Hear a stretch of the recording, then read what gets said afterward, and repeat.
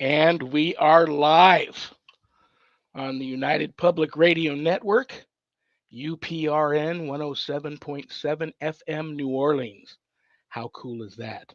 And of course, we're live streamed wherever podcasts live, so we're not hard to find. This is Father Shawn's Paranormal Ministry. I'm your host, Father Shawn Whittington. I'm an ordained Catholic priest with the United States Old Catholic Church. I'm a team member with Society of St. Benedict. I'm a fully professed brother with the Old Catholic Benedictines of Immaculate Mary and co-founder of GhostBegone.biz. And yes, I'm that guy on Eli Roth Presents The Legion of Exorcists on Travel Channel. And if you missed the premiere, it's currently streaming everywhere. And I want to take a moment to thank everybody who continues to discover that show and reaching out to me with such wonderful support and compliments on the show and the job that we did. God bless you all for that. That means a lot to me. What else do I want to tell you guys? If there's anything you want to know about my wife and I and our ministry work, go to our website, www.ghost-b-gone.biz. If you go there to visit, there's a lot of cool things to see. Both my books are there. God Ghosts in the Paranormal Ministry and God Ghosts in the Paranormal Ministry 2. And you can get the books a little less expensive on Amazon, and they're also available in audio, which is awesome. But if you buy them off the website, they leave my office here. I autograph them, and they arrive to you in a beautiful house blessing kit, which may come in handy. And another great thing about buying them off of the website is part of the proceeds of every sale of every copy of my books goes to support stjude.org and the ASPCA. So how cool is that? Get to help some of the neediest children on the planet and the animals too. I can't think of two better causes. What else is there? My online course, Introduction to Spiritual Warfare, taught by yours truly. There's no other course out there like it, no other instructor out there like that, the instructor. And this is a course for all you true warriors for Christ that feel a calling and a longing to want to have more knowledge when it comes to drawing your line in the sand, making a stand, putting up a good fight. God forbid the fight of your life against true evil. If it ever comes calling, that's the course for you. You can enroll in it at the website. If you want more information about the course before making that type of commitment, reach out to me. Send me a message. Ask me about the course. We'll decide together if it's right for you. And there's also a place on the website where you can make an appointment to speak with me about your spiritual issues, not paranormal, but spiritual. Also, another very important thing, brothers and sisters, to consider is that my wife and I don't charge for our ministry work, helping people with their paranormal issues. So trust me, I know times are tough. But if you notice the donate button and you're able to do so, click on it and send my ministry in a small donation. I promise you it'll be appreciated from the bottom of our hearts. And trust me, we'll put it to good use. We have an awesome show today, an awesome guest, but you all already knew that. That's why you tuned in. She's in the green room. I'm going to bring her out shortly. But another awesome thing about my Friday show is I have an awesome co-host. She's also waiting in the green room, and I'm going to bring her on right now. I love her. I respect her. She's a friend. I've known her a long time. She's a lifelong paranormal experiencer. Had a very popular show just like this many years ago that ran for quite some time. She is my publisher and the owner of Stellium Books. Please welcome to the show the one and only Annette Munich. Hi, Shawn. Hi, everybody. I'm really What are you happy to doing? be. Thanks for a nice introduction. I'm just doing pretty good on a cool and rainy day. We had like a lot of rain recently. We got like 7 inches of rain. We had tornadoes. I'm in Oklahoma. It was really bad. Not a lot of damage around where we are. Some flooding, and now it's raining again. But like all summer, we had drought, and the creek was completely dried up. So I've just been saying, God forgot about us all summer, so now we're getting like 5 gallon buckets to try and make up for it. But it's been kind of crazy. And then my phone broke, and I got a new phone, but all is well. Good. Well, you look very pretty today. I'm glad you're holding up. I'll say a prayer for you not to get hit by a tornado. How's that? I would appreciate that. This is really a tornado place, although Absolutely. more by Oklahoma City than Tulsa, where I am, but like a lot. Well, since last week, and you showed that beautiful bracelet that you were making, I've had a bunch of people reach out and asking when they may be available and how they'll be able to get them and what are your plans with them. Any announcements you want to make about them or Stellium? I got them. I'm so bad at this camera thing. I got the Medjugorje bracelets, and I've made about 20 of them. And the stones are from Apparition Hill, made into beads. And then the wooden stones are cedar, and cedar means strength, beauty, and resilience. And then I have the Italian Millefiori glass. I just love this. Um, this is very little and dainty. I'm gonna get better at this. This is for Christmas time. Cool. I'm gonna do the pictures of it and get them to Father Shawn, and then let's see, starting next week, I can give more details, and we'll give one of each kind away. And this is my sweetheart bracelet. That's Italian Millefiori glass Very too. cool. And all the beads are different, and then it has a heart drop. Um, so we're gonna get pictures for these. We're gonna give one of each of these away um, to our audience members, and I'll let everybody know how they can get them. But I'm really, really happy that people are interested. That's nice. I enjoy making them, truly. Well, I knew they would be awesome because you're also very artistic and crafty. I knew they would be awesome. So, um, You good know, luck it's with that. We'll work together on it, and we'll get some moved out. We'll get some sent out to some nice, deserving listeners, and it'll be fun. sure that'll be awesome. Are you ready to check the prayer urn real quick? I am.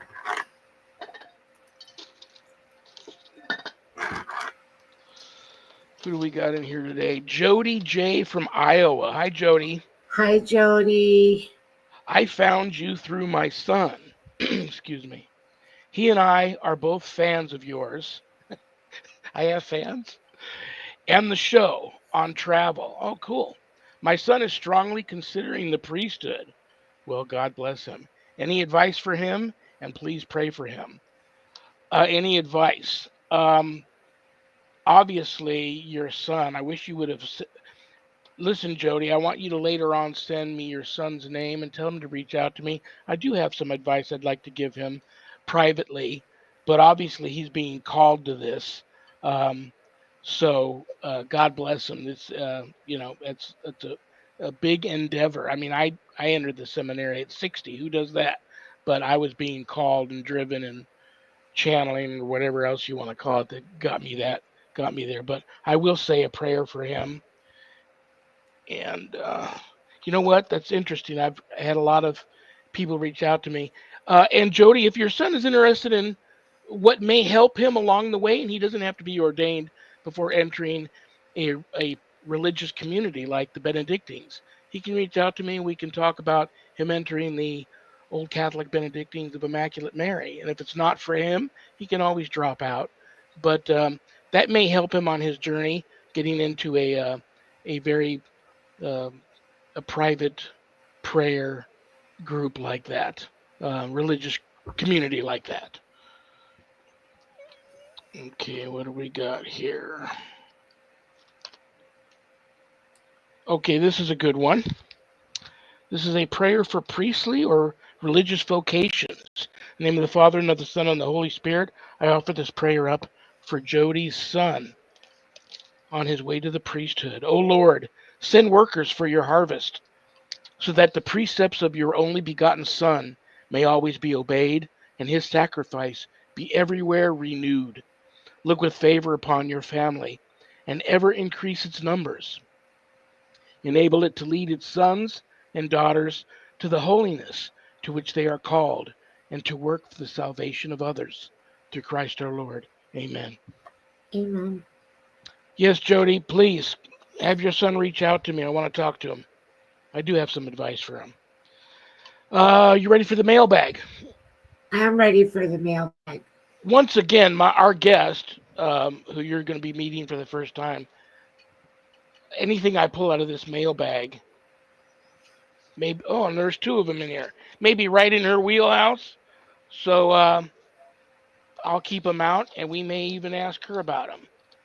This is from Ben W. in Missouri. Hi, Ben. I'm Catholic, but I am also mixed with indigenous blood. And I feel that there are that spiritual influence. I feel that spiritual influence too. Okay. I live on Indian land and feel there is at least one or more indigenous spirits here. Do I treat them different than I would a regular ghost? I feel they are in need to cross over. Um, this is just my humble opinion. Yeah, you got to treat them a little different. Um, Look at it as like this, ghosts are just people that don't have a body any longer. Indigenous spirits are indigenous Indians, indigenous people that don't have a body any longer. They're spirits. So when in Rome, so they probably do need to cross over. Maybe I don't know if you're on a reservation. You should have a holy man there who can help smudge and cleanse your little piece of land there and help them move on. But I would put an offering. I have Seneca Wyandotte Indian blood running through my veins. I would just go put an offering out in the yard, dig a hole, put some tobacco in there, some candy, some money, some holy water, blessed salt, some blessed metals, and I would say some very powerful indigenous and Catholic prayers and bless your area, fill the hole back in, and see if that might calm things down a little bit. But yeah, they need to cross over, and that is a great question for my guest. I will leave that out, and I pulled two out today, so let's go for it. Brian P. in Florida. Hi, Brian. Hi, Brian. Enjoyed your show. Well, God bless you. I hope there is a season two.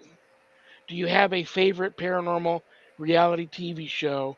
And do you think they contribute anything positive to the paranormal community? That is a great question for my guest today. Um, Actually, Brian, I don't have a favorite show. I don't watch much of them. I'm surprised I ended up on one. Um, Season two, we're not sure. It hasn't been canceled, but it hasn't been green lit for a season two. But I don't mind any of them. I don't think any of them are unwatchable. I'm just not a big fan of them.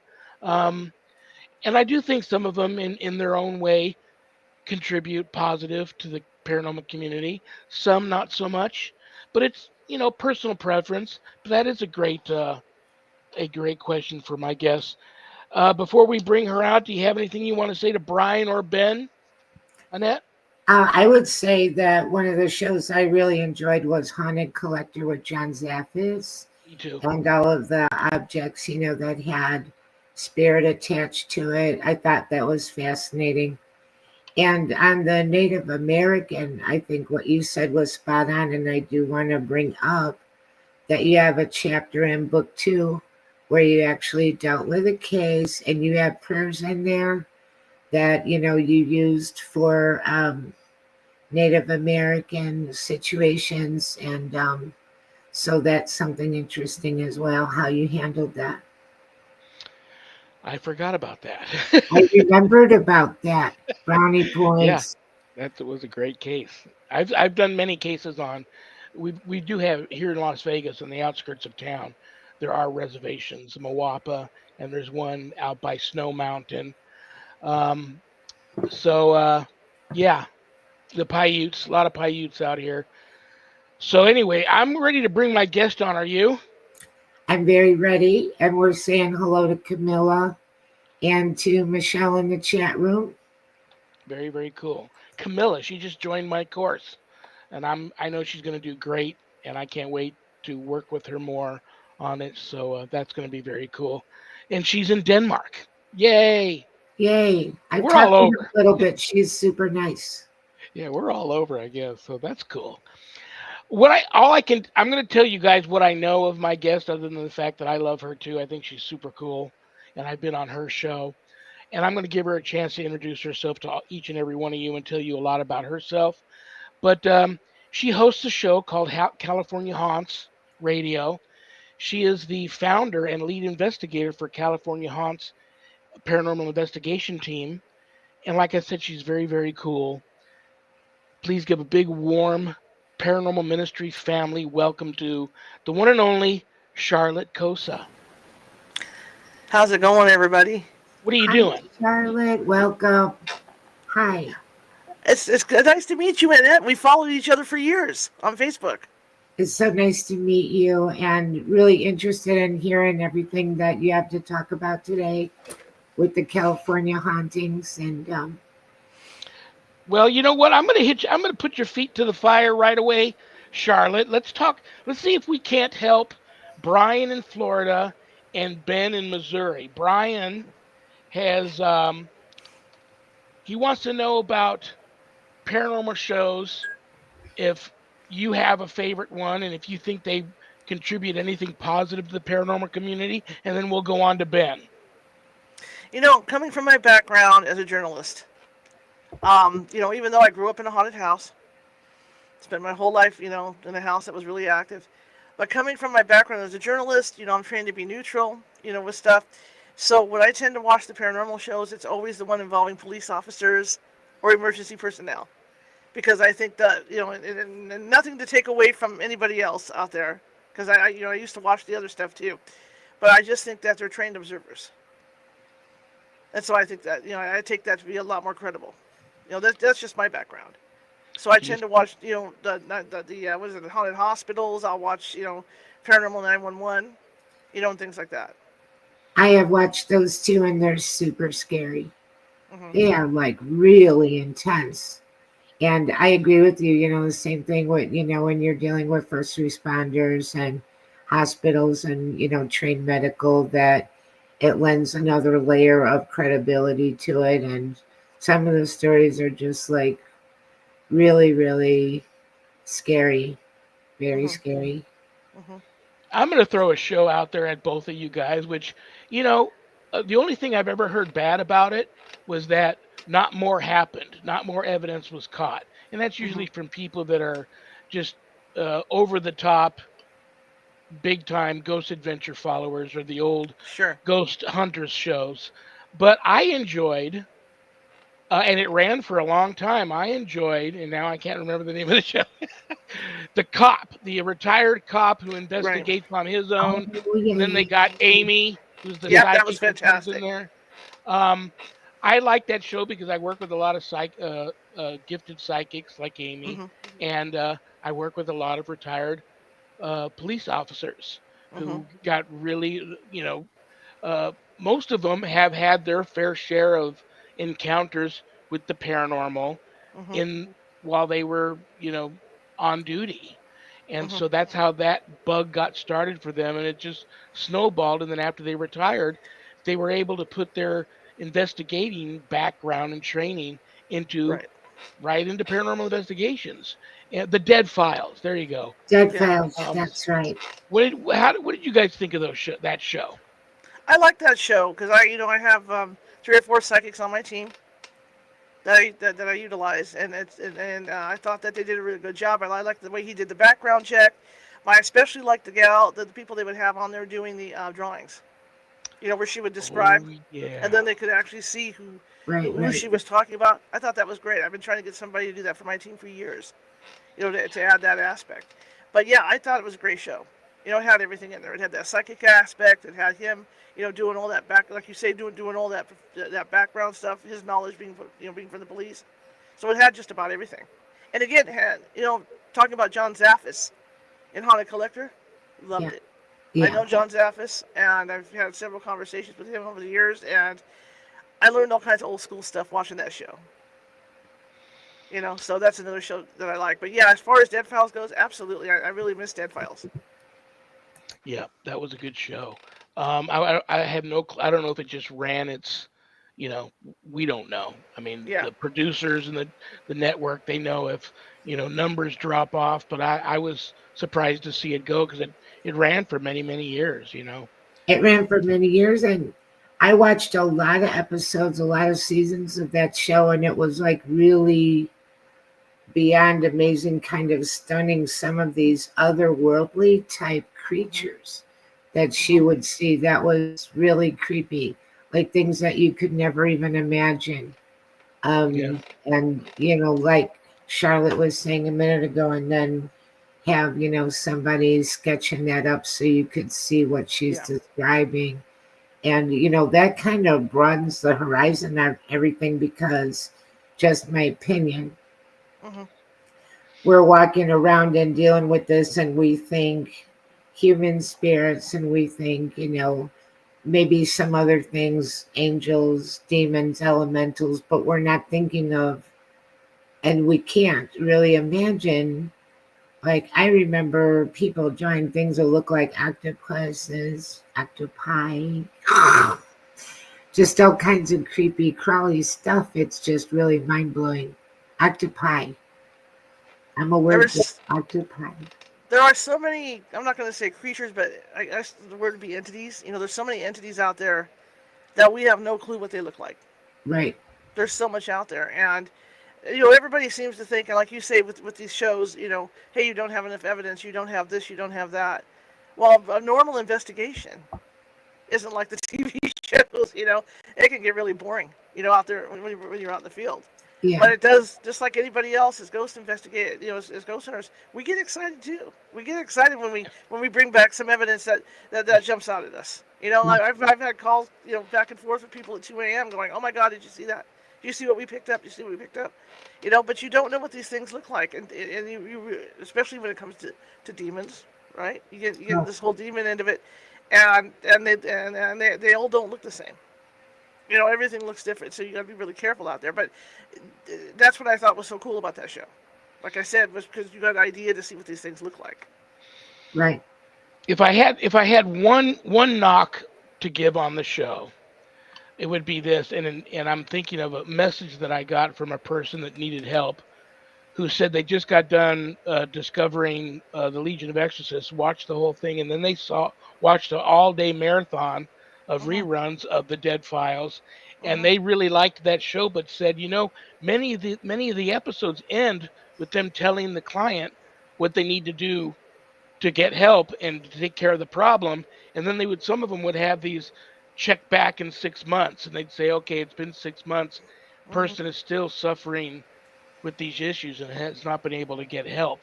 Mhm. So I wonder. I know that the cop on the show and Amy they're filming the show, so they're Mhm. very busy. They can't personally go back and help. But I wish there was more of a way that they could have made sure that people that could have helped connect them to that client. Right. Uh, Right. And, a lot of times her recommendations, she might even recommend a number of people to come in, kind of to tie it back to Mhm. our email we had a little while ago. Maybe recommend one kind of religious person, and then a shaman and a psychic, and like almost a team to come in there.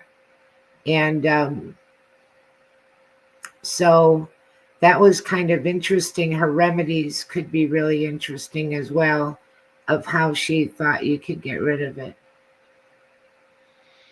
Uh-oh. oh, did she come Yeah, back on? here she comes. She's back. Yay. Lots of Yeah, new issues this week. Lots of people online. yeah, absolutely. Well, now let's see if we can help Ben. Okay. Ben in Missouri.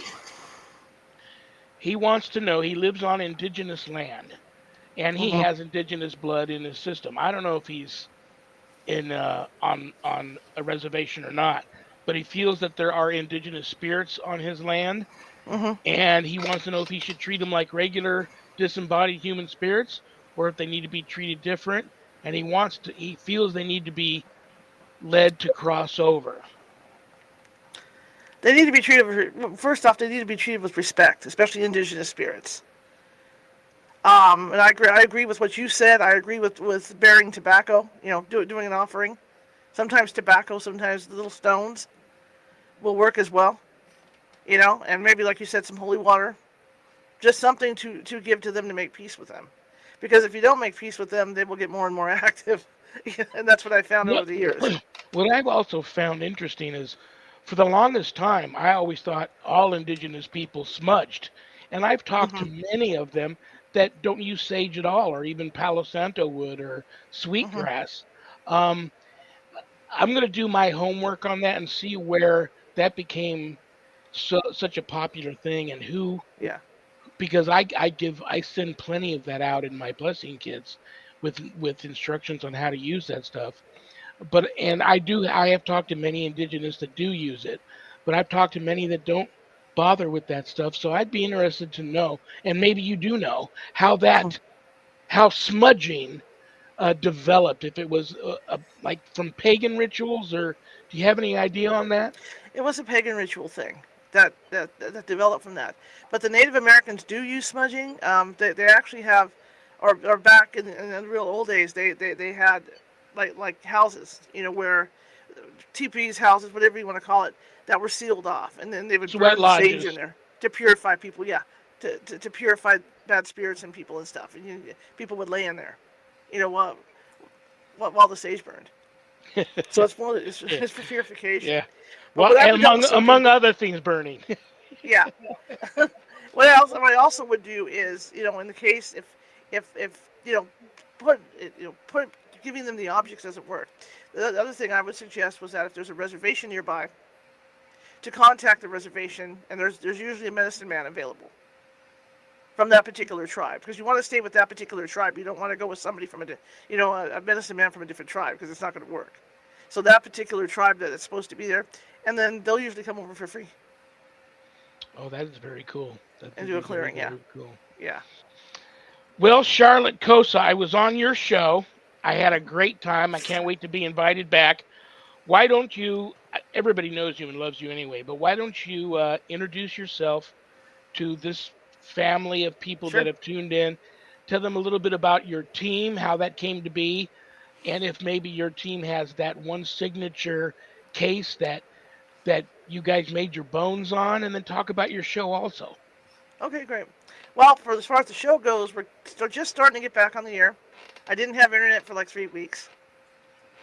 We were doing construction here, and the line got cut through, and Mhm. so I went through it with a different internet company. So it took me a while. So we're just getting back. We're going to do our first show today, and I started out. I realized I had abilities when I was young.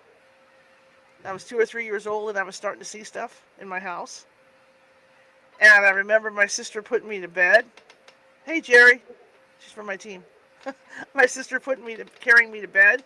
But you know what I was seeing? It was kind of frightening. As a kid, I saw shadow people. And I remember my sister carrying me to bed into my bedroom, and I saw a shadow man walk by my window. That's the first one I remember seeing. And then I had experience where I saw faces coming out of my walls, things like that.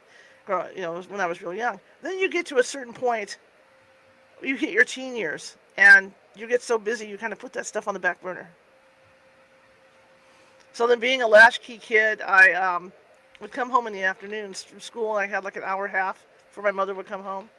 And I remember sitting at my little bar area up there, breakfast nook, and I was looking out to the west, and I saw this white, what looked like an angel. I think you'll like this, okay?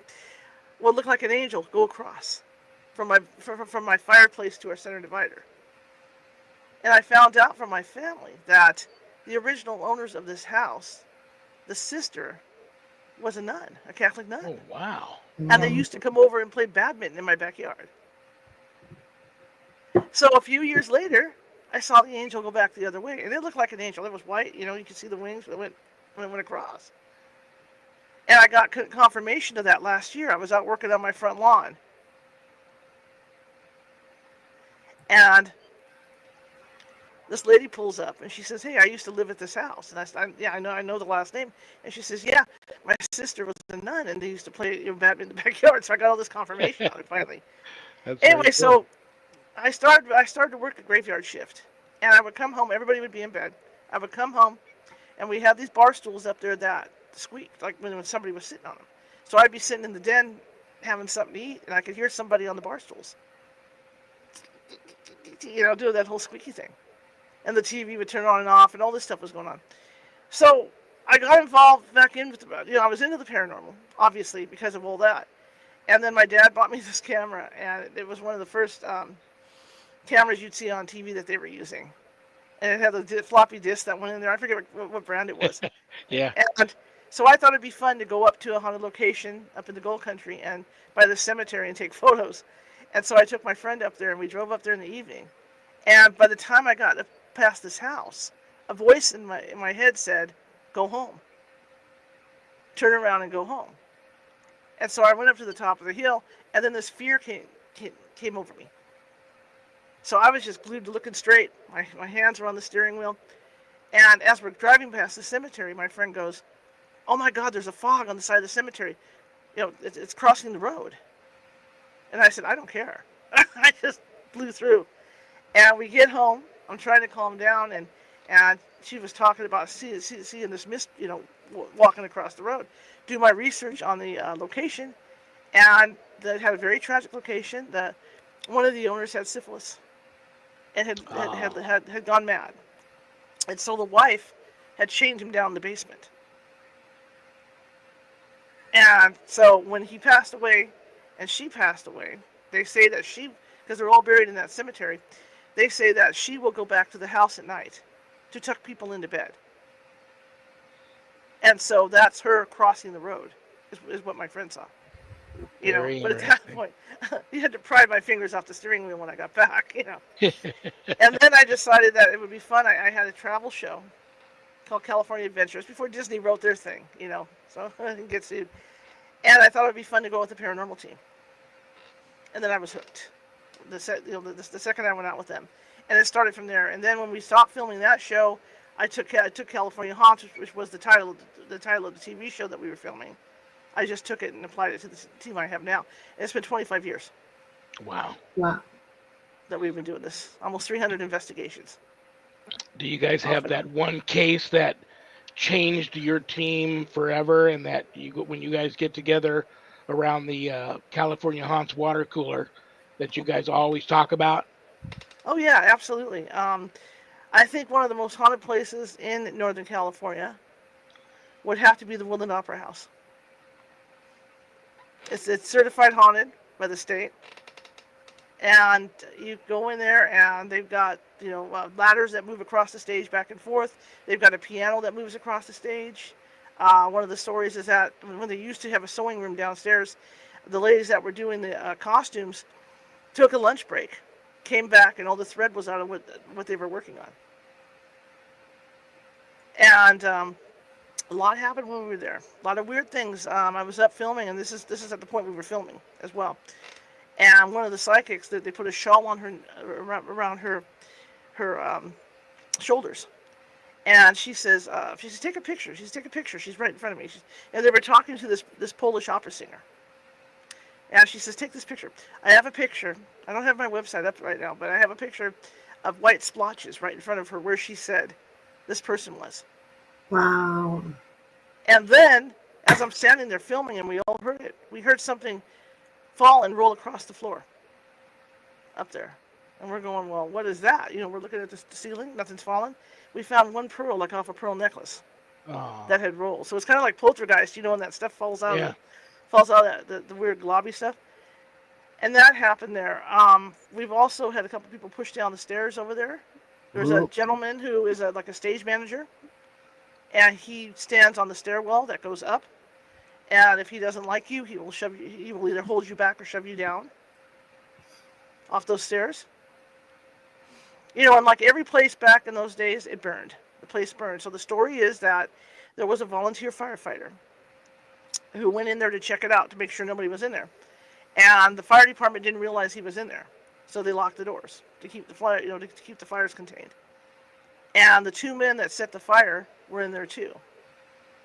And so of course the place became engulfed, and he was up on the balcony, up on the second tier, and everything collapsed on him. And so when you go down into the basement part where the actors get their makeup on, you get to a certain corner there, you can feel head pain where where all that stuff came down on him. But he is still there. We have uh, gotten photos of well, not him generally, but um, there's these two red and green people there. They come on as red and green. It's a male and female. And you think it's bugs, but it's not. It's red and green. Because what happened was is I got a picture of them sitting in the shooting down from the second tier, and I got a picture of the two of one the green thing in one seat and the red thing in the other seat. And then there was another film crew there filming us for a documentary, and the psychic and I were doing back and forth stuff, working together upstairs, and they kept going, "Hey, you know what? They're around your head. They're red and green. They're flying around your head up there." And it's supposed to be a male and female that are down there. But the interesting thing about all this is that we did get one apparition. I didn't get the photo. Another team got the photo. And we had just walked in the building. And she said, "I got to take a picture over there." And so she shot the photo. We didn't give it a second thought. Went home that night. Again, 2 a.m, right? All of a sudden the phone started ringing. And it's a full-body apparition. And you can see the shoes it has on, everything, and it's coming down the center aisle. We went back, tried to reproduce it, couldn't reproduce it. 4 years later, when I went in with my team, I was up on the second balcony, and we had a news crew with us. And we were setting up, and I put the headquarters up there, for the investigation. And one of my investigators came in behind me and was shooting photos off to the right. And I was sitting there, and he says, "Oh my God, look! We got the pictures of 2 or 3 pictures in a row where these 2 little kids sitting there." Wow. And they weren't there. I mean, I was sitting there watching it. So we got apparitions of them. But the story is with the fireman, he will not cross over. Because what he's doing is he's so irritated with the 2 guys that set the fires. They don't want to cross over because they're afraid to. So he stays there with them and chases them around for eternity to harass them. But that has to be, the lights, just like when we were there, we were able to set off the fire alarm because the batteries ran out while we were there with them. Again, that's that stairwell. I was down at the bottom of the stairwell. Psychic was coming down the stairwell, and I put the video camera up to film her. This deep voice comes out of her, and she says, "No photographs, please." And it didn't even occur to me until after I took the camera down. I thought, what's she talking about? No photographs. Then it dawned on me, and I thought, that's right. They don't know it's a video camera. They think it's a camera. Other psychic standing next to me goes, "That's not her. It's him." So, I mean, there's been a lot of things. I got photos on the side that I was snapping along the walls. It looks like flames on the walls in the photos. That has to be one of the most active places that we have ever gone to.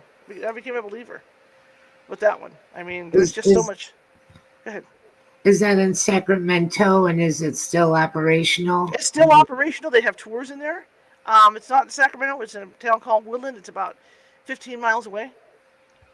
But all the Main Street in that town is haunted anyway. That whole Main Street area has activity. But this burned down, and then they rebuilt it and turned it into a historical landmark. And, it's also, like I said, it's certified. Who owns that place? Do you know? It is owned. I don't think anybody owns it. I think the state of California runs it. Oh, because it's considered a historical site. Yeah. Yeah, it's a historical site. So it has a curator. I've heard a lot of rumors about Sacramento having a lot of haunted locations. Oh yeah, there's a lot of haunted locations in Sacramento. We did a lot of stuff down in old Sacramento, down along the waterfront down there, where we've done several investigations. In fact, we were out there with Channel 10 one day, and they actually picked up apparition down in the bottom of this one restaurant. They caught it, and it looked like a woman holding a baby down underneath. I mean, that's very rare. The full body. I always find full body apparitions really interesting, because usually I've seen just the head or just the legs. Like you and Annette have a lot in common. She just saw an apparition the other day driving down the street. And Annette, did you ever find anything out about that area? No, but I didn't really look into it. I just said a prayer for him and kept going. But I'll tell her what happened. It was that night before Halloween, and we were coming around a curve, and you didn't see it until you were going around the curve, but there was a man there. But he was semi-transparent, but only from like the hips up. He had no legs. Just no legs were there, Mm-hmm. and he was looking at us. And I was a little stunned at first to see him, but I didn't really get like a bad feeling off of him. And Mm-hmm. so I said to my daughter, if I just saw something, do you want me to tell you or not? And she said, I saw it too. Because, sometimes you don't know if other people saw it or they didn't or whatever. Mm-hmm. And, but she saw him too. It's incredible. There's an area here in Sacramento, just a little bit outside Sacramento. It's called for Sites, and there used to be a Japanese internment camp transfer station there. Oh, And this one particular area, people will see, and these Asian people walking up the street and Wow. going house to house like they're searching for something, or they'll be in bed at night and they'll come out of their closet. It's a very Wow. active area. Very a lot of sorrow. I would think it's a lot of sorrow, because they had to give up everything during the war. right, So I right. would think that's what's holding them there. But it's a very very active area. Sacramento is incredibly active. Especially certain, like I said, old Sacramento. There's certain spots where there's Indian, Native American stuff going on. You've got a combination of a lot of stuff going on here. A lot of I have stuff. a question to ask you, and it may be a sensitive topic, and if you're Mm-hmm. not comfortable talking about it, all you have to do is tell me that. And That's fine. enough said. I read somewhere where you were also the home hospice caregiver of your parents. Yes, I Are took they care of still both of them. alive? No, they passed. He passed in 2011, and she passed in 2019, just before COVID. Thank Oh, God. I'm so sorry. That's okay. It's all right. I have a lot in common with you there, and I promise this is gonna lead right into a paranormal question. I Sure, promise sure, you. sure. No problem. I was the last year of my father's life and last 2 years of my mother's life. Me and my younger brother shared home hospice caregiving duties over them. Um, that's probably the toughest. I'll call it a job. The toughest Mm-hmm. job Yes. a sibling or can do.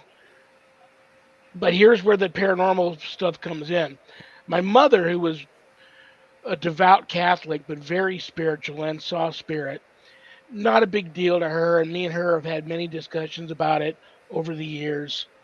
My dad, not so much, although if he told the story once, he told it a million times how his life was saved by what he believed was his guardian angel during World War II.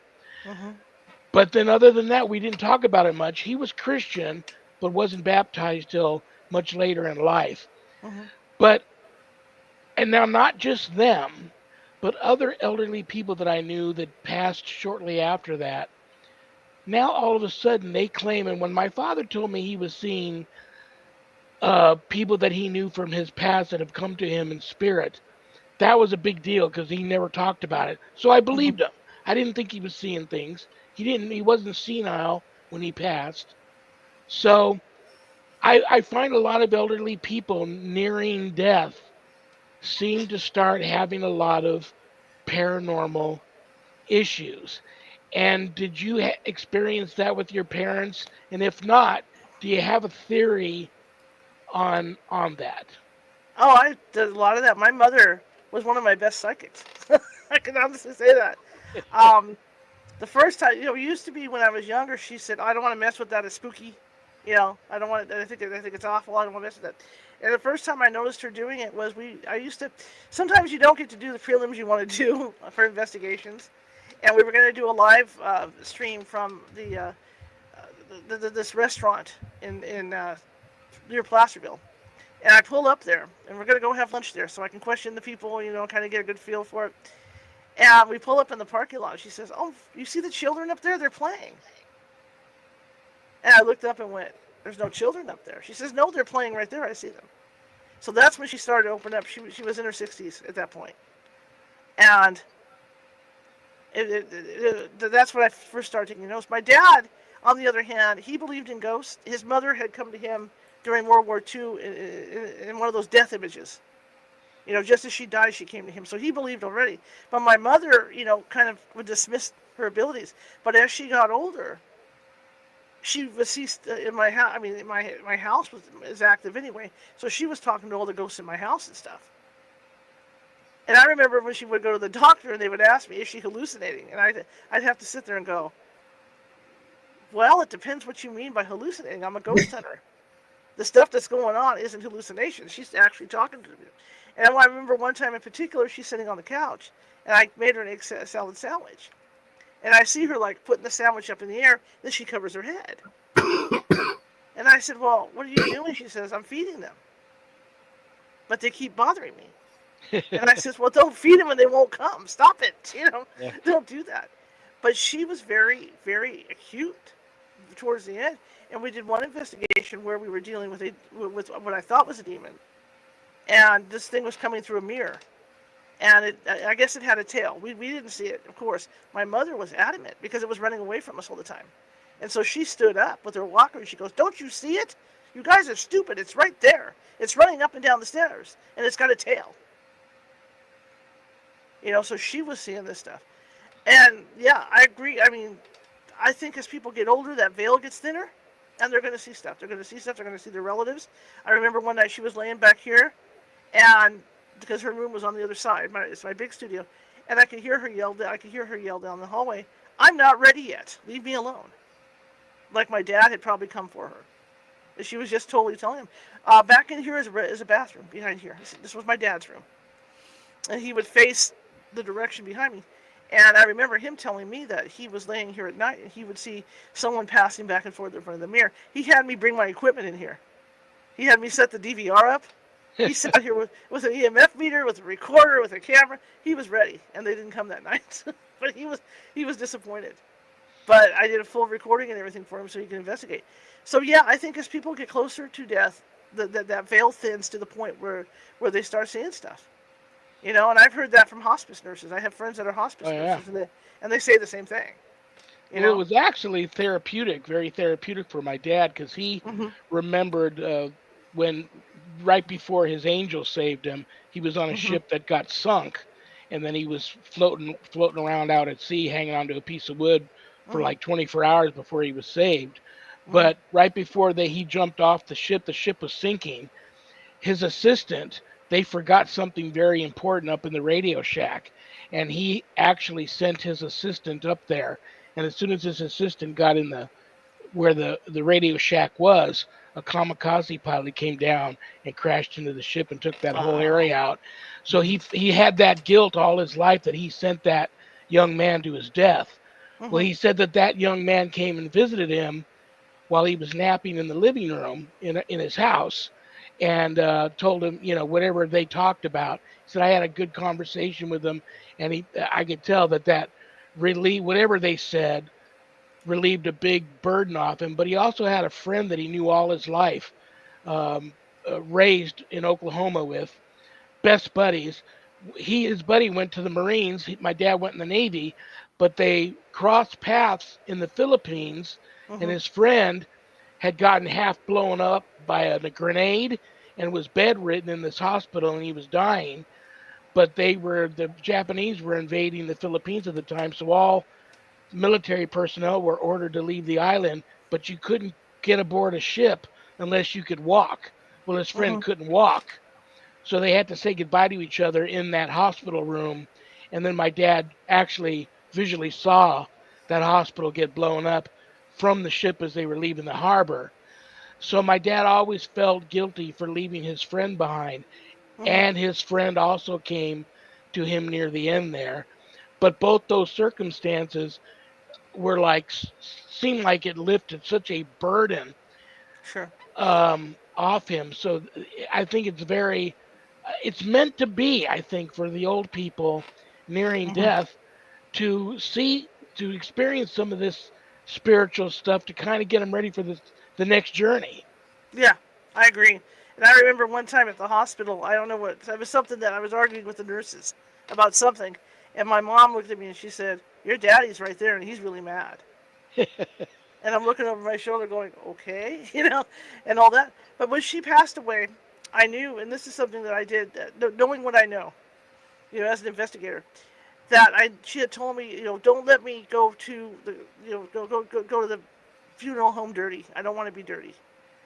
So when she passed away, I bathed her, but I wanted to see if I could actually know when she was around, after the fact. So I bathed her in a certain scented soap. And sure enough, that afternoon, when my friends roll over, to comfort me and all that, I could smell her moving around the room. Wow. She was in there with me. And to this day, when she comes back, I can tell it's her because I can smell her. It's really a cool feeling. I mean, I've been watching TV where she's reached up and grabbed my hand, and I can tell she used to dig her fingernails into my palm. So she'll grab my hand a certain way. My sister had an encounter with her. She had been in her garage, and she had fallen kind of backwards, and she said she felt what she thought was my mother grab her from behind to keep her off the floor, to lift her up again. So, yeah. So I was able to track my mother. She even went to the funeral her own funeral with us. She was in the car with us. We could tell, That's and very cool. she went to her wake. We get out of the car and we're like, is she still in the car? Yeah, she's still in the car. So, yeah, she went through the whole thing with us, So it was very cool. It was very cool. And my dad, like I said, my dad had seen stuff in this house as well. There was one time I was talking to him and he was sitting at that bar, and my mother had these roses that were made out of felt and stuff felt, and both of us saw the rose literally lift out of the little flower pot thing, and it went like in this kind of position and then fell to the ground. And so my dad went, see, I've been seeing stuff too at night, So, yeah. So I mean, my dad was seeing stuff, my mom was seeing stuff towards the end. So it does happen, and I think like it is. I think it's comforting for them because they see their family and they know that it's not a scary thing when they go. That's why we're always so afraid to go. And I always think that once you see your family, it doesn't matter. Once you see your deceased family members, you're good to go. You're good to go.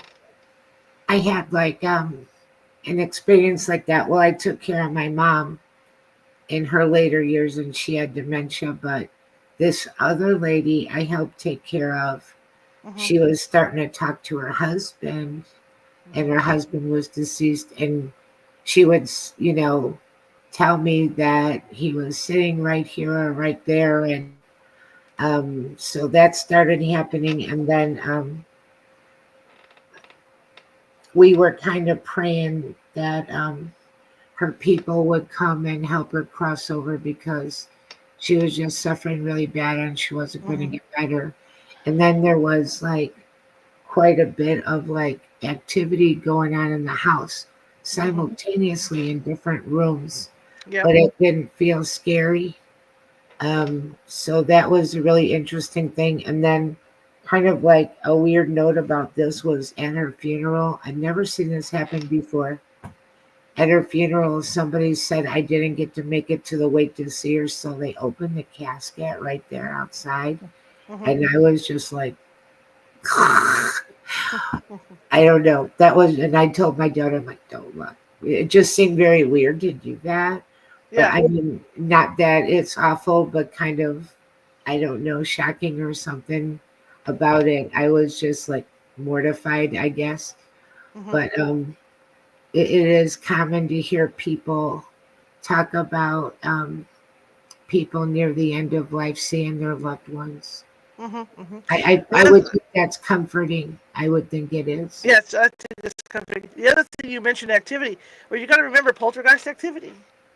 Some of that is related to brain. So I mean, you got to remember my mother had dementia as well, and their brains are so active and stuff, and they're going to cause poltergeist activity as well. I had a lot of that going on, objects flying around and all this other stuff going on. In the couple of minutes we have left before I got to kick you out of here, Charlotte, is there anything you want everybody that's watching and listening, tuning in, that you want them to know about you, your team, your show, websites, books, anything you want people to know? Go for it.